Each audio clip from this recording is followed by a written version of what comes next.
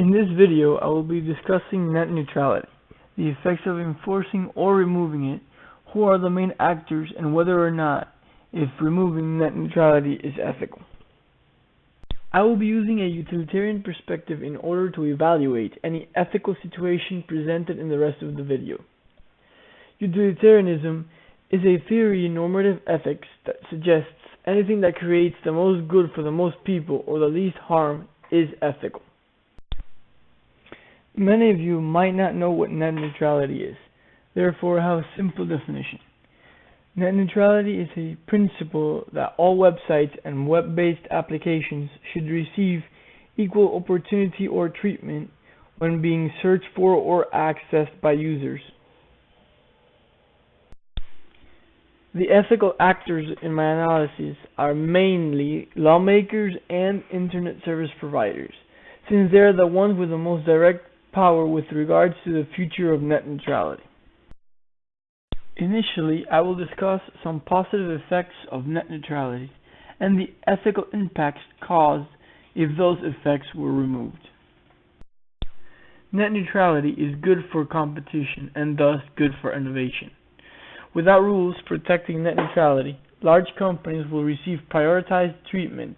Therefore, small companies will have a much harder time getting noticed or competing, no matter how great their product is, which will lead to larger companies having less competition, therefore less drive to improve their products or to lower prices.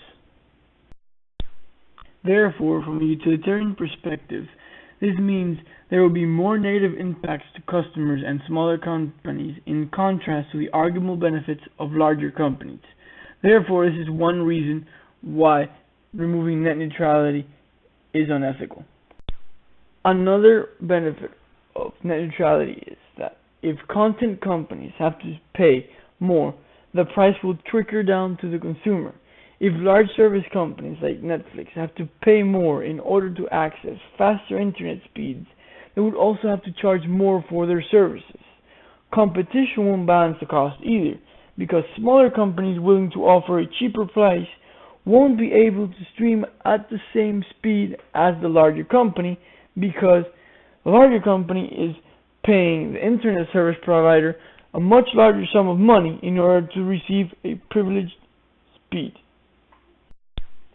In this case, from a utilitarian perspective, the only beneficiary is the internet service provider, because Netflix will have to pay more money and Netflix customers will have to pay more money. Therefore, everyone else is getting harmed except the internet service provider, meaning it is an unethical action. My next point for keeping net neutrality is that by removing net neutrality, internet service providers are trying to double dip. Internet service providers argue that they should be incentivized to invest in infrastructure that results in a faster internet. One way to be incentivized is to receive more money from the larger companies. Therefore, they're incentivized to improve their services for those companies. This argument, however, ignores that they are already charging consumers for the infrastructure and are now trying to double dip by charging content providers also.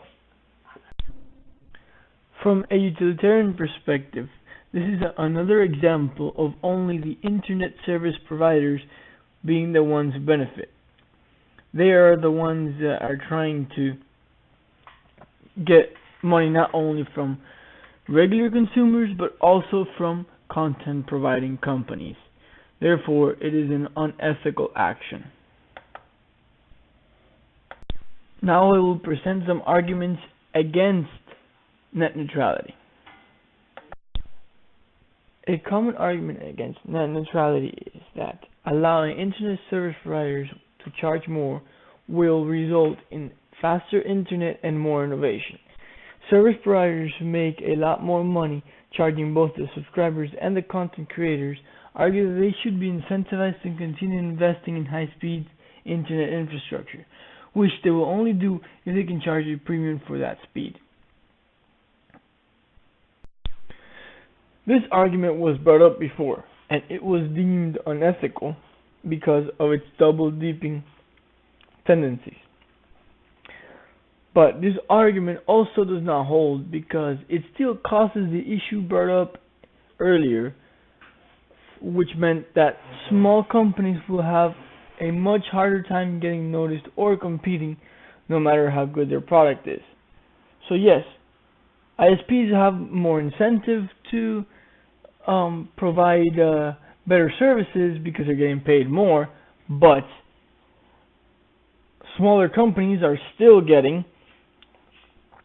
choked off by larger companies being able to afford the faster speeds and the better services from the internet service providers. Another argument against net neutrality is that the internet is already unequal.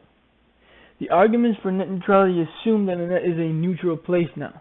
In fact, rich companies already have a distinct advantage since they can optimize and invest in their server side in order to improve performance, therefore giving them an edge versus smaller companies.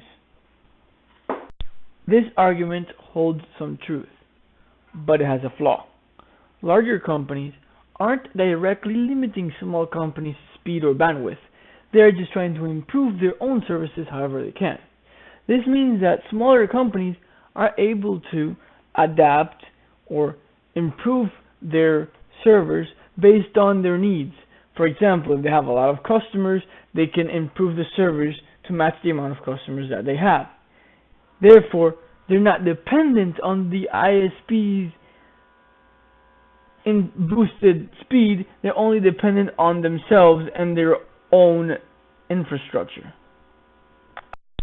Conclusively, removing or ignoring net neutrality is unethical from a utilitarian point of view. It makes the online market significantly more polarized than it normally is, allowing for the already large companies to get even larger and suppressing the growth of smaller companies. Reduces innovation and competition amongst most companies, which has a significantly negative impact on most customers. The only real beneficiaries are internet service providers and some large companies, leaving the rest of customers and smaller companies with little to no benefits at all.